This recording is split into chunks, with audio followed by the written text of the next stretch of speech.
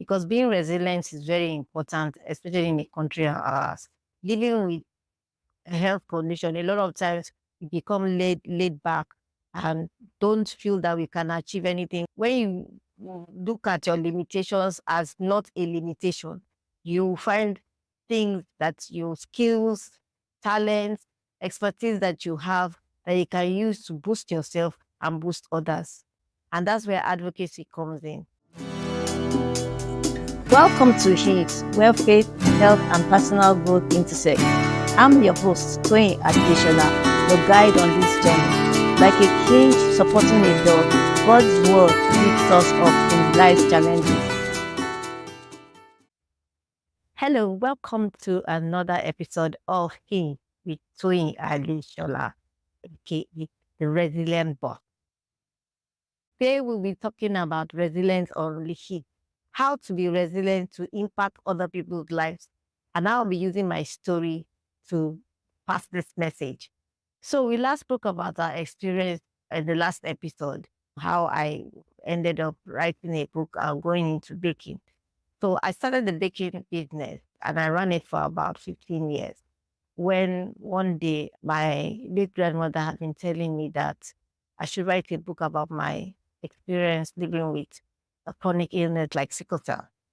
And at that point in time, I thought, what is there to write? My life wasn't anything interesting. So I thought. But she passed on before I could even write the book. So I finally decided to write the book. And when I wrote the book, I didn't realize it was going to get that much airplay. I got invitation to be on TV, and it was on one of these TV stations that somebody was telling me, why don't I start a non-profit for people with sickle cell? At that point, I thought, I have my own issues. Why should I be worrying about others? And that's the challenge with a lot of us. We always dwell on our own problems and forget that some people have worse off issues than us. So I ignored it and continued my baking business. Along the line, I was hearing God telling me, I want you to do this. I want you to open this not profit for people with sickle cell. I was struggling with it because I was doing okay with my baking business. Although it's not as if I was earning large profit, but I just enjoyed it. I enjoyed baking because I'm a creative person. So I enjoyed decorating and I didn't want to leave it. One of the days I baked the cake and I got a call that the cake was bad. Then another day I got my cake burnt. And these are things that were not usual. I now had got it that God was sending me a message that I sent you to do something. Drop what you're doing and go and do this thing. So I started the NGO to help people with sickle cell. When I started the NGO, a lot of us think that because we follow passion, NGO work is, I want to help this person. I want to make a difference. I want to advocate and all that. So we start an NGO passion. But we forget one thing. NGO is still an organization. It's still a business in quotes. We're not for profit. We're not for loss either. So in doing the NGO, we have to get to a position where we put particular structures in it. And that's where you have opportunities to build your career in the nonprofit sector. So in that structure, you'll be able to understand and build strategies, vision, your goals and all that, and be able to understand where you're going to and where you're coming from. So in that space, I was able to build my career as a nonprofit manager, managing a staff of 10 at that time, and then graduating to running ideas of projects from a free clinic to a radio program to talking to students in schools about sickle cell, starting a club in schools and all that. And that has able to build my career. I decided that I was going to be more than just nonprofit manager. I've learned things along the way. And I see other people in the nonprofit sector when they are starting, especially young people struggling. And that's why I thought, okay, this is another opportunity to push my career as a nonprofit manager. A lot of us are in sectors where we think we're not doing anything worthwhile, but there are opportunities to impact the next generation before us.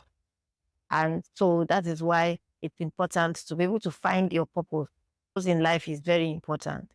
Everybody has a purpose apart from the work or the 24-hour job or 24-hour business. We have a purpose to impact our environment. And that is why we use our expertise, whatever we've learned, our experiences, whatever we learned along the way to be able to impact the next generation. And that's what I've been able to do. I saw people, as I said, struggling, and I realized I had opportunity to come up to me, ask me questions, tell me I inspired them, and tell me all sorts of encouraging things that I realize that a lot of people are listening to you. You may not realize it. And they too need impartation. They need you to impact your experiences and your expertise to them. And so I started myself as a social impact coach, trying to help people not necessarily start a nonprofit, because sometimes nonprofit managing is challenging, but able to impact their environment as volunteers, just people who want to do something to make a difference. It's not always that you need to start a nonprofit to make a difference. You can just host projects, partner with other nonprofits with like-minded values that you have as well. Get them to partner with you, and you run it together, and then you do that. So I've been wanting to impact people's lives as a social impact coach, and especially when it comes to nonprofit, because nonprofit is something that we do and we struggle with, especially when it comes to funding and human resources. As a resilient coach, I realized that living with a health condition, a lot of times we become laid back and don't feel that we can achieve anything because of our sickness, that the illness is limiting our movement. But no matter how sick you are, there are days that you are not sick, and there are days that you can impact people. I've even been in days that I've been sick in hospital. I will carry my laptop and still do my work. They always make fun of me. But that's the power of being resilient. Even if it's not a sickness, if it's life challenges, don't let it bother you. Use that challenge that you're going through to help others.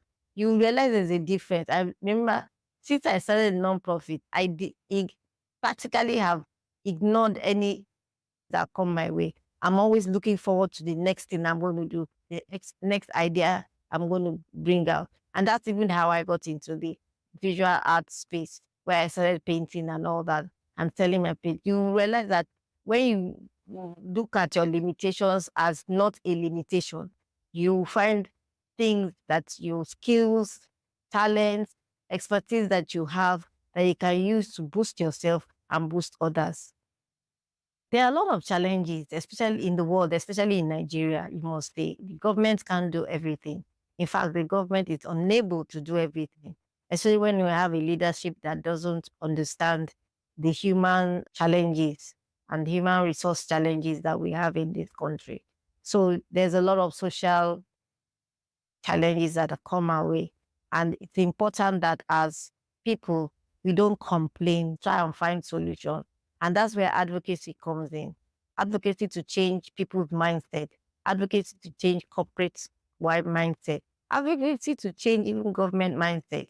There are a lot of times we blame government, but if you see us as individuals, there are a lot of things we do, from stigma to discrimination to mindset, skewed mindset, superstition, and all that.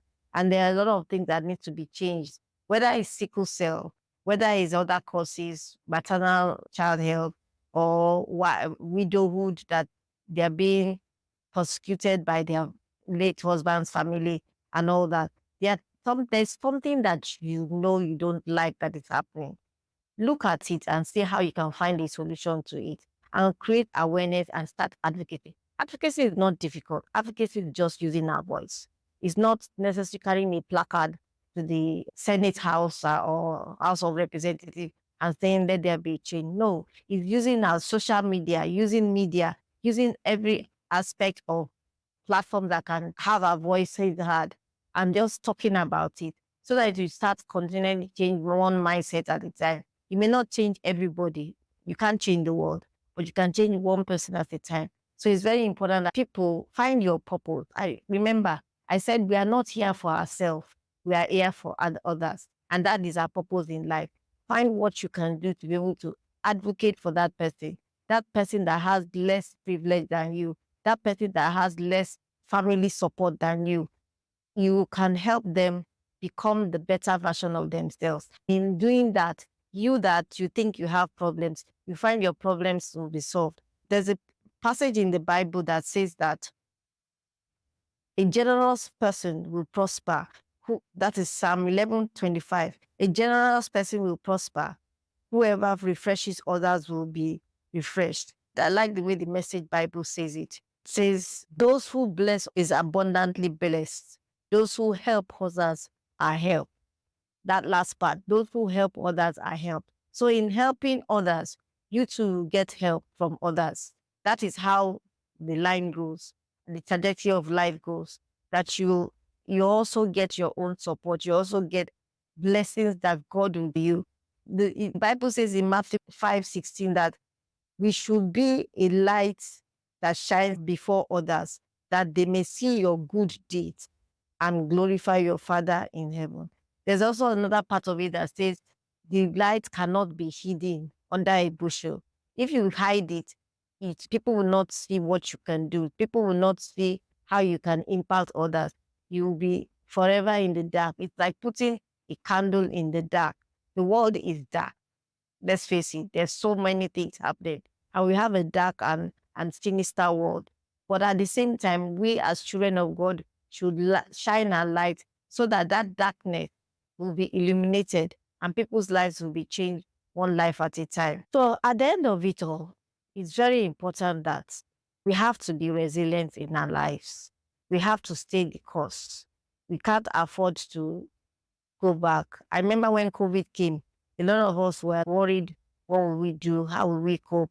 But Nigeria is a resilient country. I'm sure those of us in Nigeria know, because it's very difficult to walk and in a journey of success in this country. But at the end of the day, because of our resilience, we eventually get what we deserve and what we want. How do you become resilient? I'll take you through certain steps to help you become resilient, because being resilient is very important, especially in a country like ours. We face so many challenges that is stressful, and it's important we apply resilience in every step so that we can be successful in life. And the first thing you need to do is to cultivate a positive mindset. Don't be negative about things that are going on around you. I know it's difficult, but try and push yourself to be positive about it. Find affirmations on the social media or the web that you can use to, boost your mindset to be positive. And read the word of God. If you're a Christian, you can find things that would encourage you so that you can build a positive mindset. And most of all, trust God in everything that you do. Develop self-awareness. Be aware of your, I won't say limitations, in a way, challenges. Be aware of it and know where you can walk through it and where you can beat yourself around the bush about it. I remember that when I was told that I was going to start using a wheelchair, my mind had already started calculating, okay, how are you going to move around? You need this, you need that. Of course, the first few weeks, I was like depressed and all that about it. But then I had to have a change of mind and say, okay, how can I make this work for me? So find how it can make you work and be self-awareness what you can do.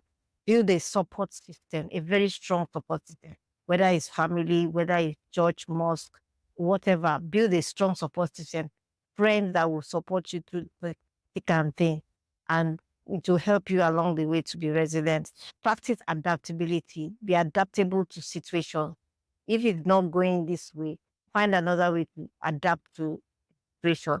Don't say, oh, it must go a particular way. Sometimes God makes it change in the way you achieve something. So don't be so fixated on finding it in a particular way. Adapt to the environment, adapt to the situation, and you'll be successful in that. Develop problem solving skills.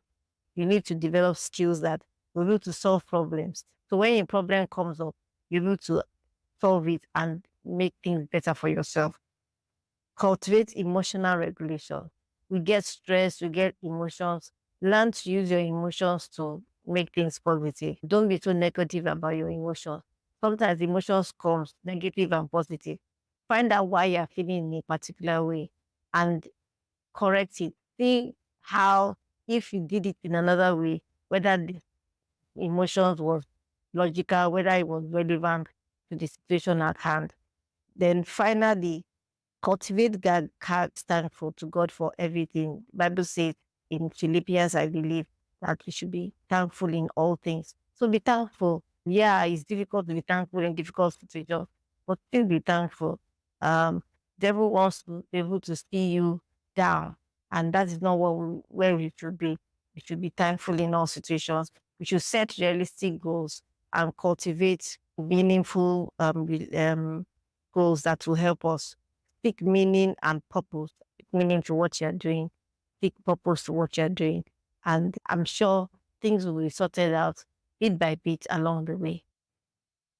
So in the same way, when we're making impact, we have to find a purpose to make that impact. You can't just sit and say, oh, I want to make impact and not attempt to do anything and not understand, okay, what is my purpose in it? How do I make that impact?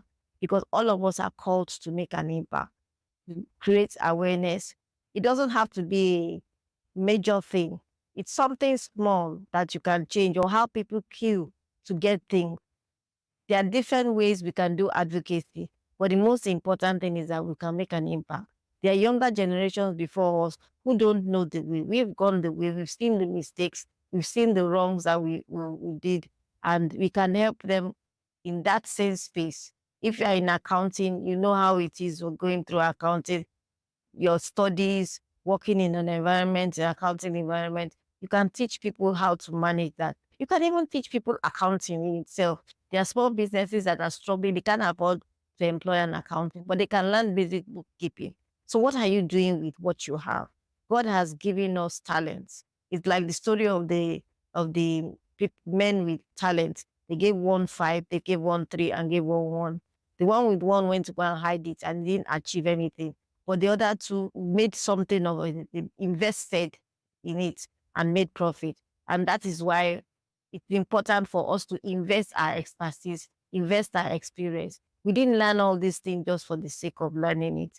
God gave it to us as talent and skills, and it's important that we impact our environment back. So at the end of it all, I use my life. Since I started a nonprofit, it has been an interesting journey, a joyous journey. Though it's difficult, though there's some challenges, it's still joyous and it gives you fulfillment. So in the same way, I'm calling on you to make an impact. Don't think that you don't have anything to give. Even if it's just one person that you're making an impact to, do it, because together we rise, together we thrive. If you want to get a copy of Still Standing by Toyin Adesola, which shares my whole story, I shortened myself. Of course, I could not say that in 20 minutes. That's not possible. But this is Still Standing with Toyin Adesola. It's available on Amazon with Still Standing, Toyin Adesola, the author.